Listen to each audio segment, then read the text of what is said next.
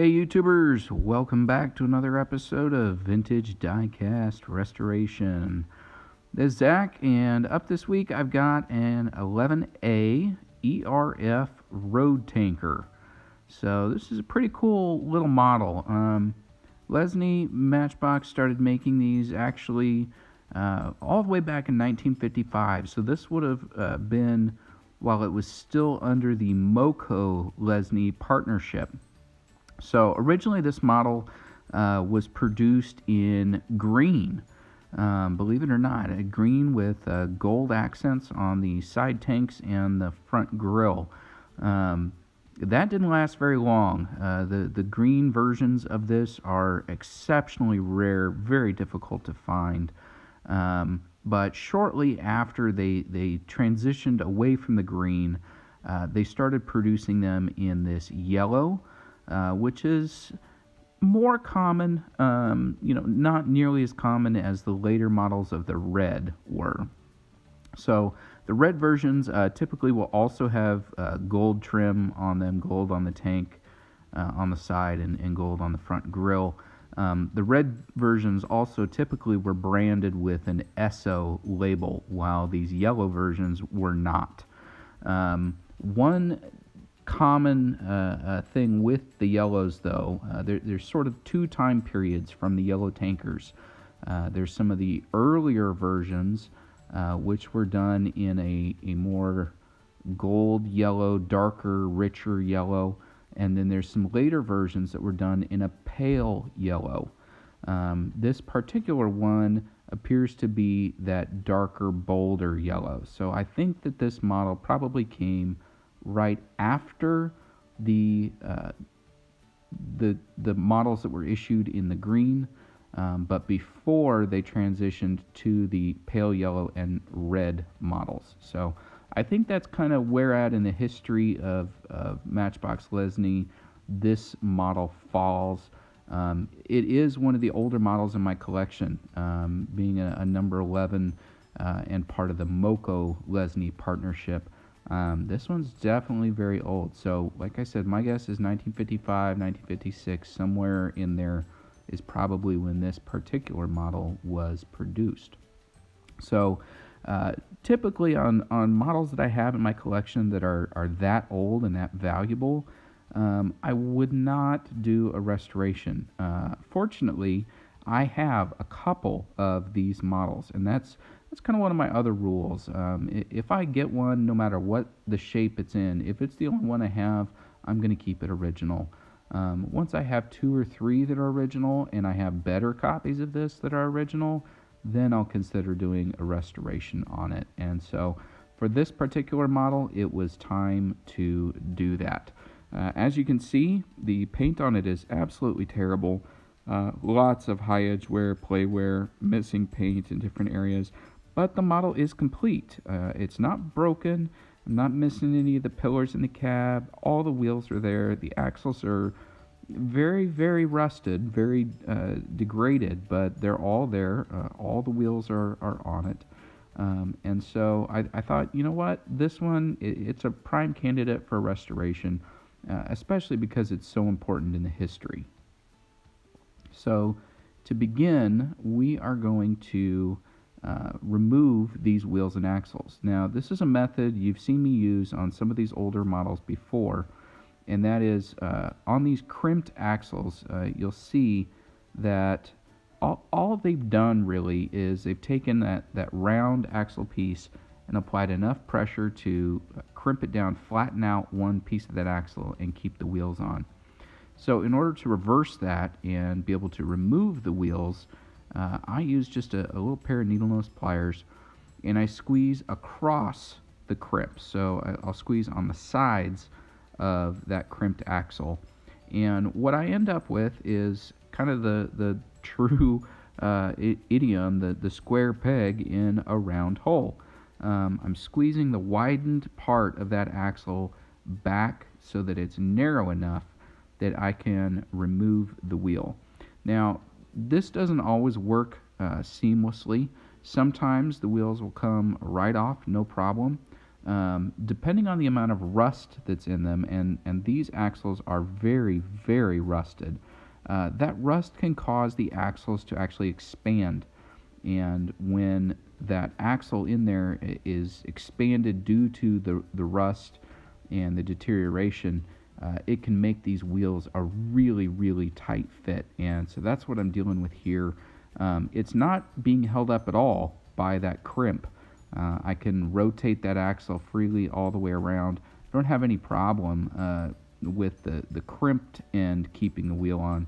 At this point, it's just that rust on the axle that is holding this down. And you can see it's really on there. I bent the tip on my tweezers, so I think I'm just going to have to get something a little more robust to be able to get these all off. So after about 20 minutes of some very gentle persuasion with a set of my little mini screwdrivers, I was able to get most of these wheels and axles off. You can see, hopefully you can see here on the end, if I can get it to focus, the cross squeeze on the crimped end, sort of that squared end. And as I rotate that around, you'll see that the squared end is no bigger round than the round axle. And so the next thing I've really got to deal with is some of this rust on these. And I'm going to use the method that you've seen me use before, and it works just so darn well, and that is to put all of these in a little plain white vinegar to soak. Now, unfortunately, I have made the mistake of putting the wheels and the axles in together. I did a Coke truck restoration that I started that method with, and left it to sit about 5 or 6 hours in the vinegar, and I came back and my metal wheels had completely dissolved. So now I'm very careful on these older models to make sure that I remove all of these wheels.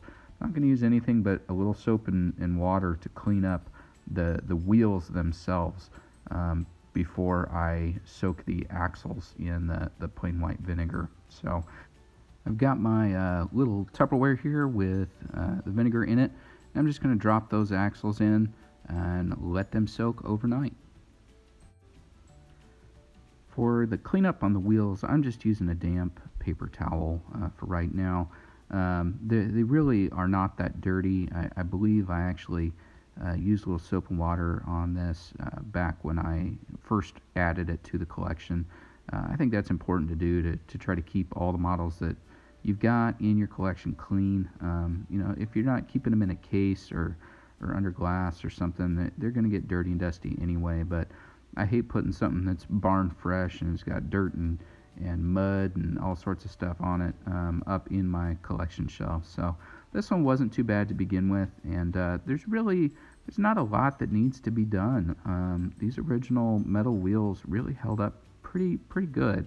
I've really just tried to take care not to damage them when I was taking them off. So other than a quick cleanup here, we're not going to mess with the wheels anymore. To start the restoration on the casting, I'm going to go back to my all-time favorite, and that is the citrus strip. So I keep some of it in a little Tupperware container here, that way I can reuse it over and over. This stuff works great, but it works slow. So usually I will put it in for a dip like this, and then I'm going to let it sit at least overnight. These older castings, the type of paint, the original enamel paint that Lesney used, it was some tough stuff. And I found, especially on these older models, that a lot of times it will take, even an overnight soak, it'll take 2 to 3 iterations for me to get some of that paint off.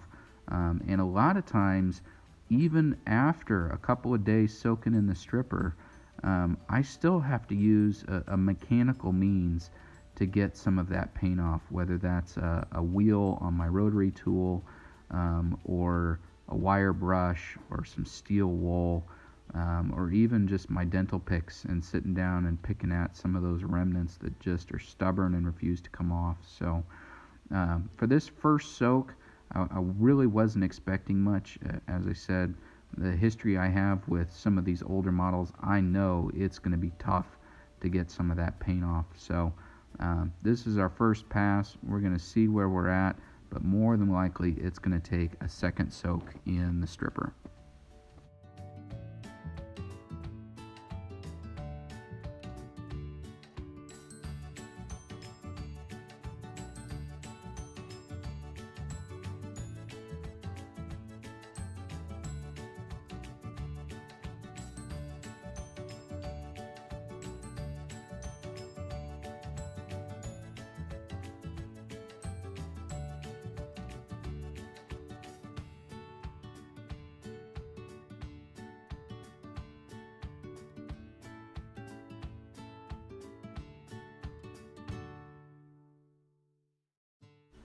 So as I suspected, getting the original enamel paint off this really was a booger, and really gave me quite the challenge to do. But as you can see, with a little time, a little patience, I was able to get most of the original paint off of this. And the few little areas down kind of in some of those cracks, I'm just not as concerned with them.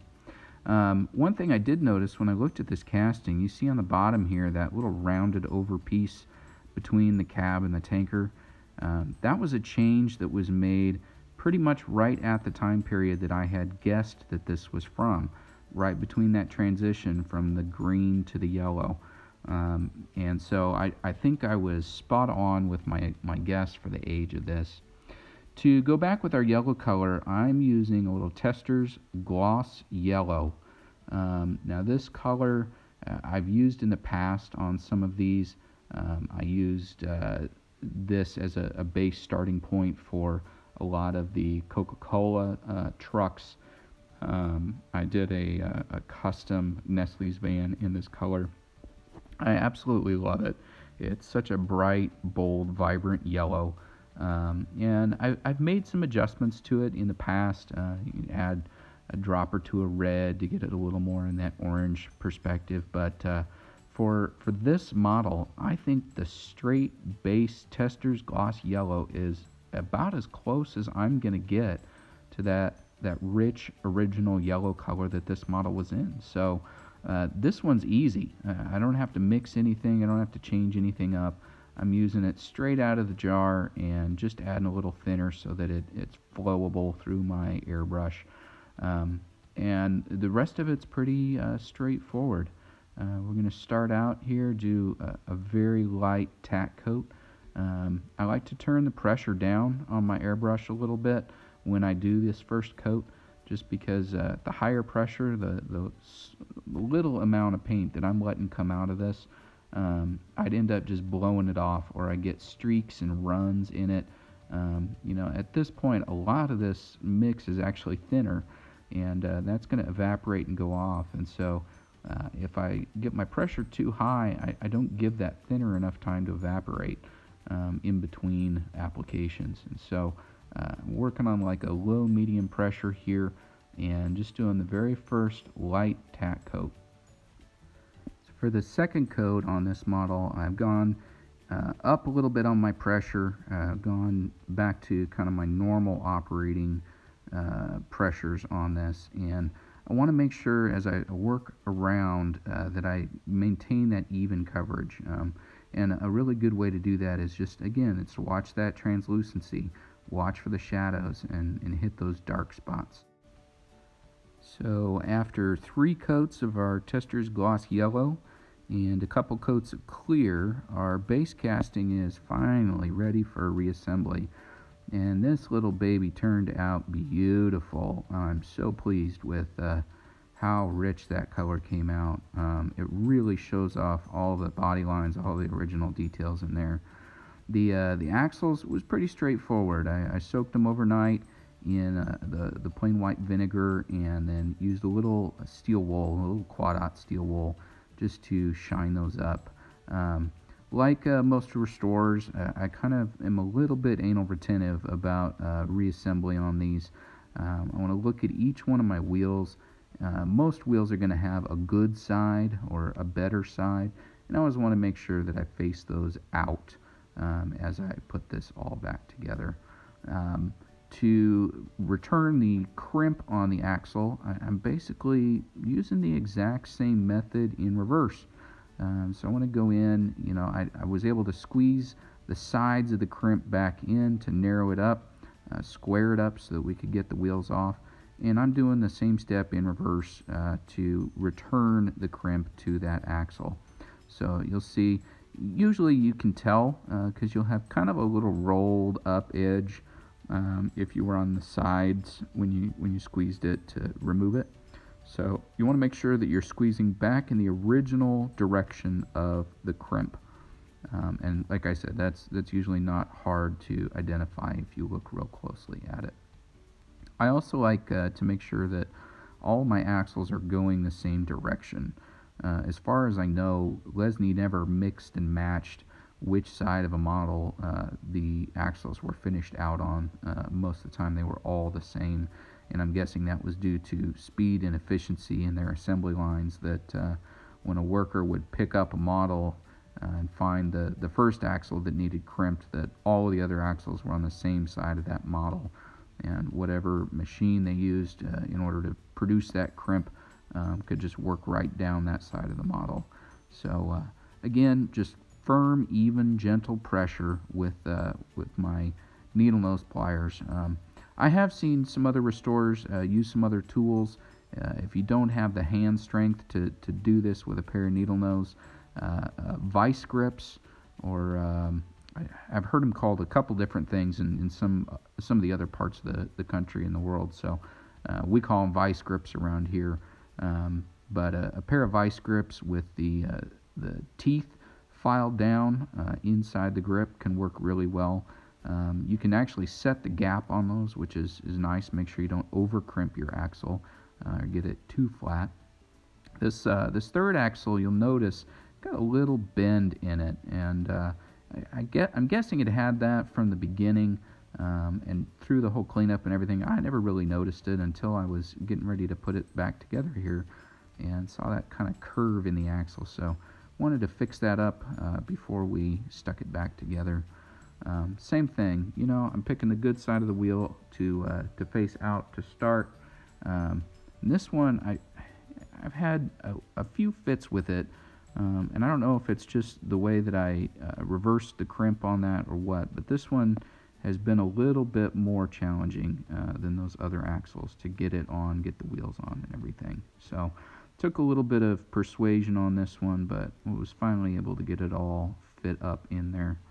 And again, we'll sort which is our good side we want to go out and get that reassembled.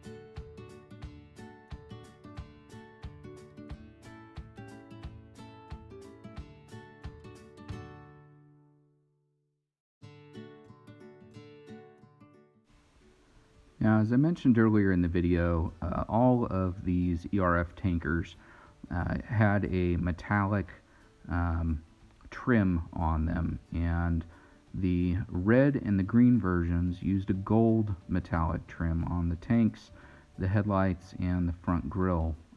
But all of the yellow versions had silver trim or silver accents on them. So to put that back, I'm using the Testors aluminum look paint. That's been about the closest match that I have found to the silver that was used by the Lesney factory. It's got a slight metallic flake in it that really helps set it off, and it's a very, very good match to the original silver that was used by Lesney. On this model, I'm going to put back what was on it when I got it, and that was both of the side tanks were painted up.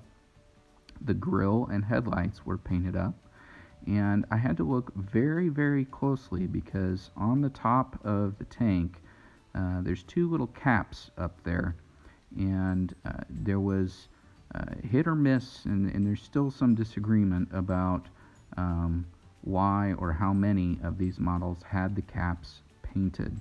But as heavily play-worn as this model was, I was able to find a few very small pieces of paint around the side edge of the cap on the front of the casting that appeared to be silver. So I do believe this model had painted caps. A majority of them did not. A majority of them, it was only the tanks and the front grille. But because the one that I started with had it, I'm going to put those back. To do this, I just do it by hand. I've got a set of these fine tipped brushes, and they work pretty well most of the time. I have learned that especially with some of these grill details, it takes me both hands. So you'll see I'm using one hand to kind of hold the brush and the other hand to kind of steady it against the table. It is very tedious. When I am shooting these videos, I'll use a set of magnifying goggles, glasses that help me see a little bit better. They're kind of clunky, they get in the way, and sometimes it's difficult to get the camera in the right spot where it has a good view and where I can see the casting. But this one actually ended up pretty good. I've been trying out a new tripod that holds my camera a little bit better and gives me a little more space to get in there and actually work on the models. So you can see here, touching up the headlights on each side and the grill, pretty straightforward. One of the things I'm always careful of, particularly with these castings, is I don't want to get that paint in the grill too thick.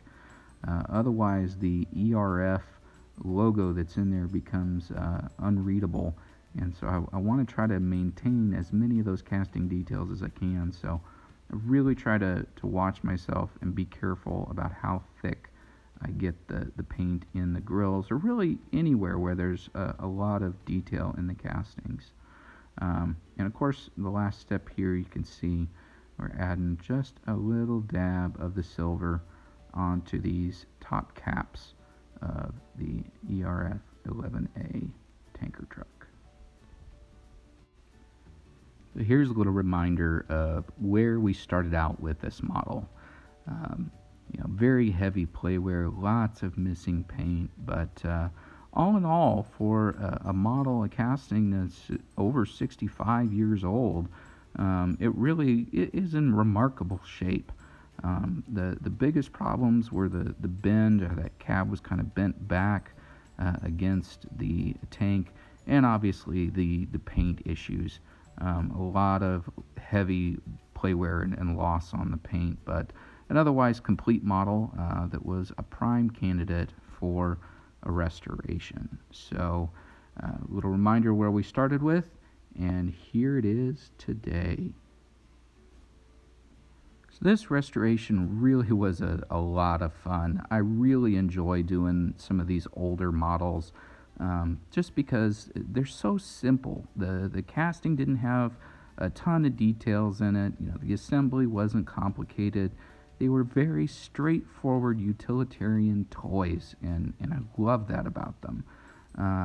This model cleaned up great. The wheels and the axles were a pretty easy, straightforward restoration to do on this. The biggest trouble I had really was stripping that old enamel paint off, because the stuff that Lesney used originally, it was made to last. They knew these toys were going to be crashed and played with and tossed in a box, and it's really a testament to the quality of their original issuance that it lasted as long as it did, and was as hard to take off as it was. Really, it took a lot of effort to get this model stripped down, but the rest of it was really just a joy. I couldn't be happier with how this new paint came out. The clear coat, you know, like I always do, I like to take it one step further, kind of make it what I think it would have been if Lesney were producing it today. It also, you know, adds one more layer of protection, and just, you know, helps, in my mind, helps make sure that this restoration is going to last for another 65 years, and until, you know, probably long after I'm gone and somebody else has taken over as a caretaker of my collection. So couldn't be more pleased with how this turned out. Really fun little model to do, and this was a pretty fast restoration. I did this whole thing in about a day and a half, because I didn't have to wait for decals. I didn't have to wait for the paint to cure out as much, just a single color, and I didn't have to do it as thick. So every now and then I like kind of looping through one of these easier models to do, because it's just a lot of fun. Kind of reminds me of why I got started doing this. So I hope you've all enjoyed this. If you did, give me a like down below. You want to keep up with us, click that subscribe button, ding the bell so you get notified when we put out new videos. As always, leave me your comments. I want to know what you think I did right, did wrong, want to see me try to tackle on the channel. I really enjoy getting that feedback from you, and want to work to make the channel something that everyone really enjoys. So leave me your comments below. Hope you enjoyed this. As always, join us next week for another vintage diecast restoration.